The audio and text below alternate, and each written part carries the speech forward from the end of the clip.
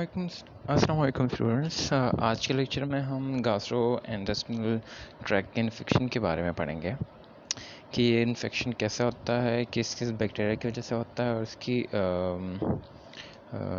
Prevention और treatment के बारे में कुछ पढ़ेंगे।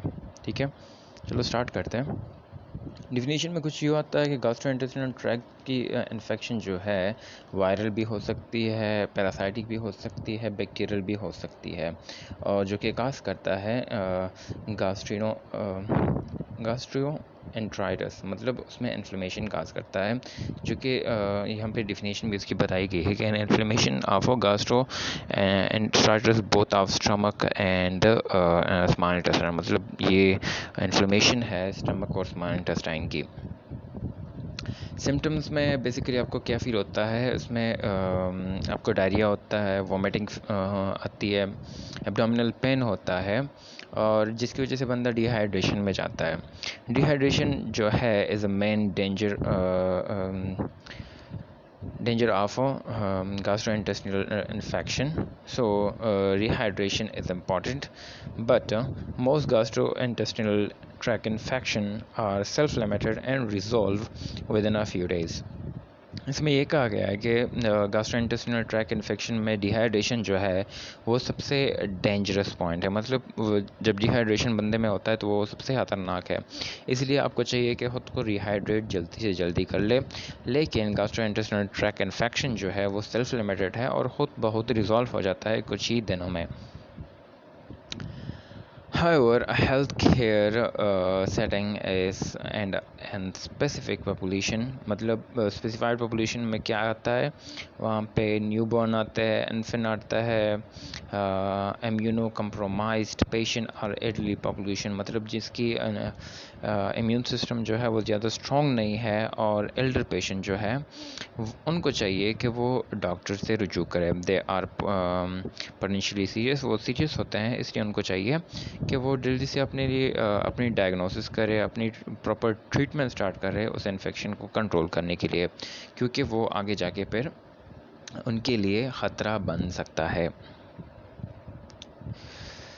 Gastrointestinal tract infection can caused by a large number of microorganism include, मतलब बहुत सारे ऑर्गेनिज्म है जो कि गैस्ट्रोइंटेस्टिनल ट्रैक्ट के इन्फेक्शन को काज कर सकते हैं, जिसमें पहले आता है एडिनोवायरस, फिर आता है कंपाइलोबैक्टर, तीसरा आता है क्लोस्ट्रीडियम डिफिसल और ईस्चीरियोचाई कोली, और फिर आता है हेलिकोबैक्टर पाइलोरी, फिर आता है रेटावायरस, फिर सल्मोनेला एंड शिगेला, फिर आता है स्टिफाइलोकोकस एरियस, फिर आता है यर्सीनिया एंटेरोकोलिटिका। ये सारे ऑर्गेनिज्म जो है ये गैस्ट्रोइंटेस्टिनल ट्रैक्ट इन्फेक्शन को काज करता है। इन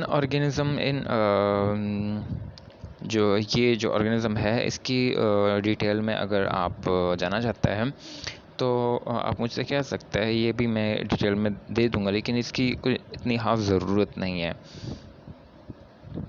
डायग्नोसिस में बेसिकली आपने क्या करना पड़ता है, when the symptoms point two possible gastrointestinal infection, diagnosis can be confirmed through laboratory test used for culture and or antigen detection from the stool specimen.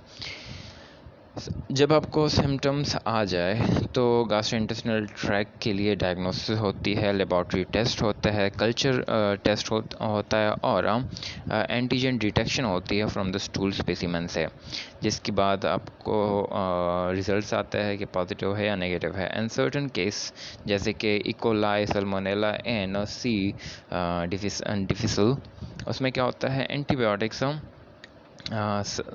susceptibility test is used to determine microbiological resistant to antibiotic therapy. उसमें क्या होता है, आपको microbiological resistance देखा जाता है ना, मतलब कि कौन कौन सी एंटीबायोटिक्स जो है इसके लिए रेजिस्टेंट है। फिर उसको मतलब जो रेजिस्टेंट है उसको फिर रिमूव करता है और जो उन पे असर करती है फिर वो आपको दी जाती है ट्रीटमेंट के लिए। Particularly in hospitalized setting, rapid diagnosis provide important information for implementing infection control measurement.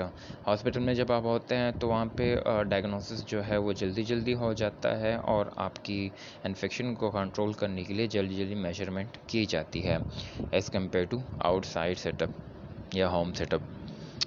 Treatment और प्रिवेंशन में क्या होता है, best way to prevent gastrointestinal tract infection include proper hand wash, disinfecting और कॉन्टेमिनेटेड सरफेस विद ब्लीच, मतलब जो जगह गंदी हो या डिसइंफेक्टेड हो, मतलब इन्फेक्टेड हो उनको साफ़ करना है। Washing of soiled article of cloth, मतलब जो चीज़ जो कपड़े आपके गंदे हो उनको साफ़ करना। Identifying infected patient as soon as possible to implement extended infection control, मतलब जो बंदा इन्फेक्टेड है, जैसे अभी जो वो पेंडेमिक वो हुआ है ना कोरोना का, एक ख़ास बंदे को आपने डिटेक्ट करना है कि इसमें ये इन्फेक्शन है तो उसको लिमिटेड रखना है ताकि वो इन्फेक्शन और ना फैले। There is no vaccination for most gastrointestinal tract infection except rotavirus, adenovirus. For C difficile avoid describing antibiotic unnecessarily, मतलब उसके लिए जो एंटीबायोटिक है वो अननेसेसरली आप यूज़ नहीं करें क्योंकि वो हाई डोज है। Treatment measurement for gastrointestinal tract infection, rehydration आपने इसमें करनी पड़ती है, ओरल और sometime intravenous. For many cases of bacterial gastroenteritis only symptoms treatment for fever and diarrhoea, मतलब उसमें आपको सिर्फ फीवर और डायरिया को ट्रीट करना पड़ता है। Antibiotic are not usually recommended as they have no effect on viral infection, जब आपको वायरल इन्फेक्शन हुआ हो तो एंटीबायोटिक्स की कोई ज़रूरत नहीं पड़ती क्योंकि उनका कोई असर नहीं होता वायरस पे।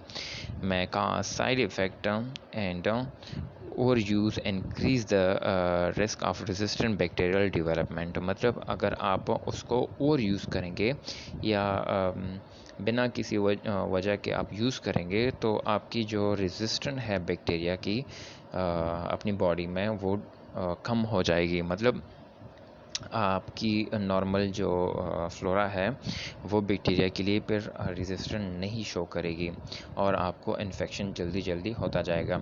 एंटीबायोटिक्स में recommended and particularly severe case of gastroenteritis, gastroenteritis की सवियर केस में जो है एंटीबायोटिक्स की रिकमेंडेशन होती है, और if a specific bacteria has been identified as the cause, मतलब अगर एक स्पेसिफाइड बैक्टीरिया आपकी टेस्ट वगैरह या फिर कोई और उसमें डायग्नोसिस में आपका एक ख़ास बैक्टीरिया जो है वो डिटेक्ट हो गया कि बैक्टीरिया आपके जिस्म में है तो उसके लिए आप एंटीबायोटिक फिर यूज़ कर सकते हैं।